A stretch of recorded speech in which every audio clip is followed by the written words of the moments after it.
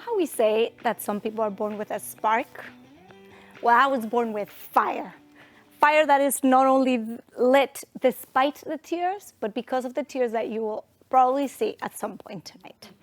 It is Guatemala, this colorful country and a colorful household where there's food and noise and music and people. There's always a lot of people. And I am always ready to be the center of attention.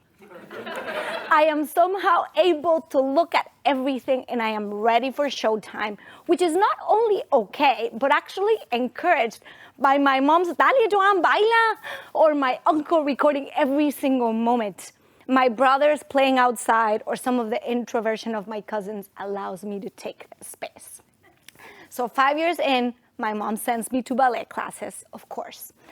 Picture me, perfect hair, big forehead, big belly, chubby girl, ready.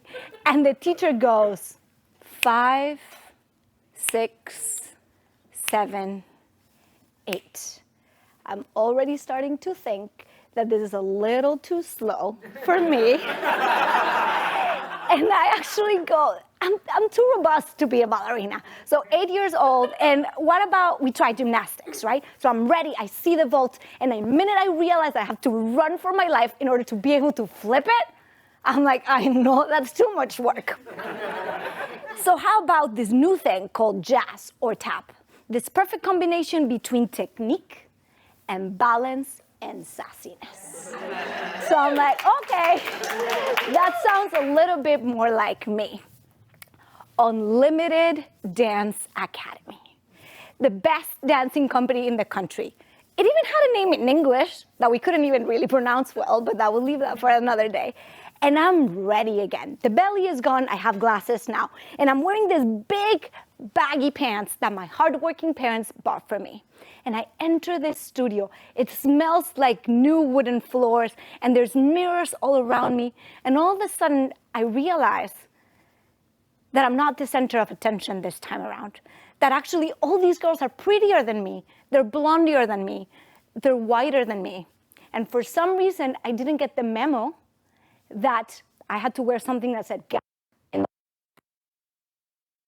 two in the front. And the teacher goes, let me count you in, 5, 6, 7, 8. And I awkwardly find my spot in that studio. I look straight in the middle, and what I see is shame. It looks exactly like me. And he tells me that these American brands are actually unattainable to me, and that if I want them, I have to work hard. And shame walks me home. The thing is, at home, there's no room for any of us, because at home what matters is human rights and preserving the environment, which are way more important than any teenage girl's dreams. I told you I had fire, so I pick up my frustration, I toss it in there, and I focus. So I make my way through school, in high school, great grades. Chica libro, a teacher called me because I knew every single answer. So I keep working and I keep focusing on human rights and preserving the environment and psychology and social psychology, and I finally land my first job. I was going to work in the rural communities of Guatemala as a facilitator, listen up, of a mental health and human rights course. And this time, I'm super ready. I enter that room, and there's wood. Again, this time is not as fancy as the last time. And for some reason, I was still the same person, and I was the only white person in that room. For some reason, I was taller than everybody else.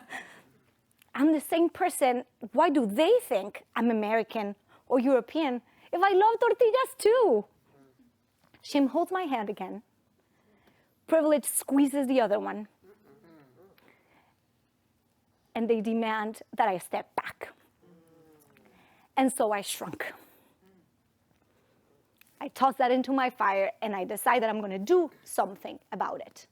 So then because I am too much and I'm one of the few women in Guatemala that speak English and went to college and want to do something with that, I get a full ride to study in the Netherlands and study a master's in international non-governmental organizations. I was ready to change the world. I see some speculation. I still am ready. And I was ready. So I grabbed my Guatemalan coat that, to be honest, didn't serve for shit in a European winter. And I see Webster University, an American school in the Netherlands, right across the river.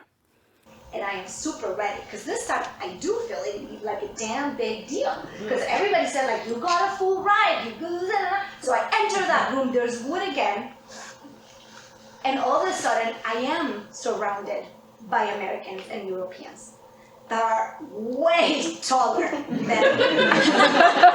And for some reason, they don't understand my English because of my accent.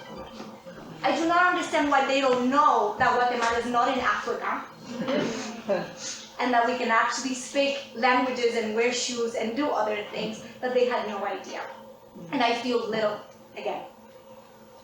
I don't stop, I have fire, and 30 plus countries later, 40 plus countries later, I land in Miami. This place that absorbs you with its humidity, where you can taste the best Cuban croquetas, and Eduardo can confirm if that's true or not, where you can actually indulge in ceviches from all over the world, where you can listen to American hip hop, and if you move 2 blocks from there, you can inhale capitalism and exhale socialism. Miami, such a colorful place, just like Guatemala, as I was telling you. And it's the first time where I actually hear that in this place, there's something called social entrepreneurship. This combination of wanting to change the world and actually making a decent living. And someone tells me about this place called Radical Partners.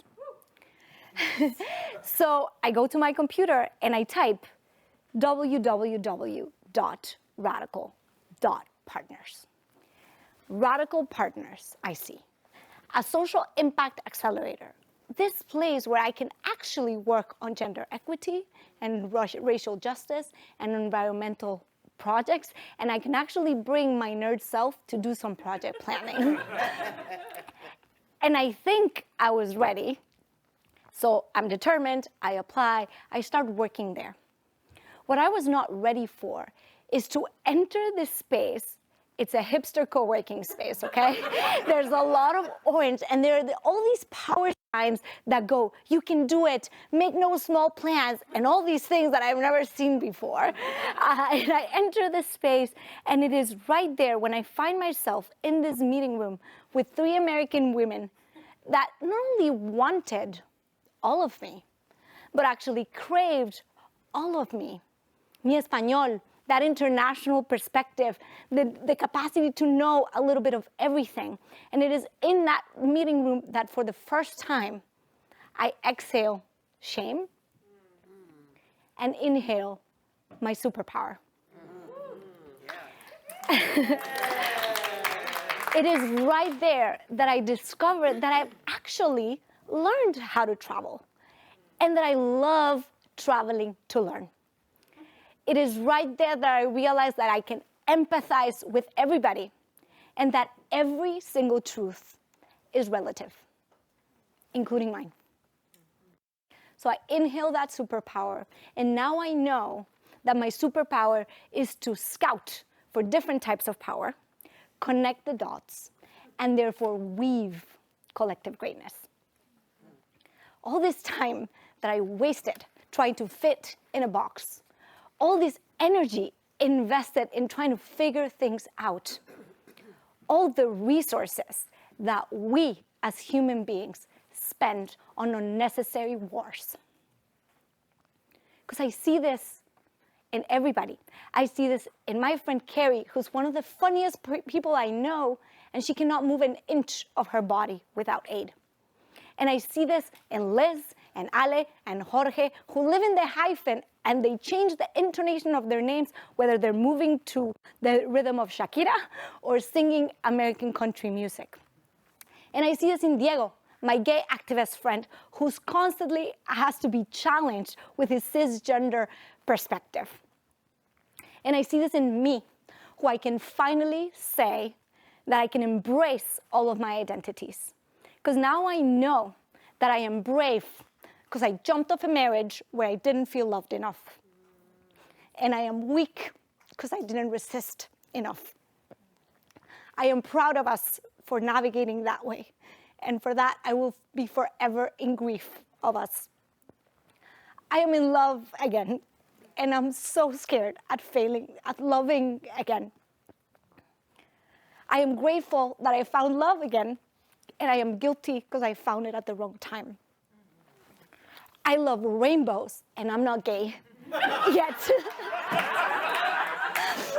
I am now a business owner who's at the service of humanity. I am a demanding CEO who's friends with her colleagues.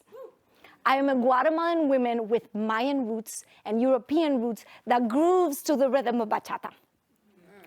I adore salads, and I stuff my face with brownies very constantly.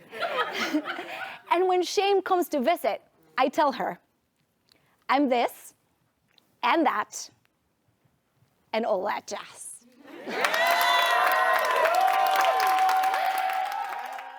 I have to tell you that my fire came here today to tell you that I'm on a mission to recruit 7 billion people in the world to become change makers. In that Ma, you gifted me the power to gift you back your power to convert you or to make you commanders-in-chief as we build world peace. It is going to be both costly and cheap to do that, and it has 3 C's to make it easy for you to remember. Center. Find your center.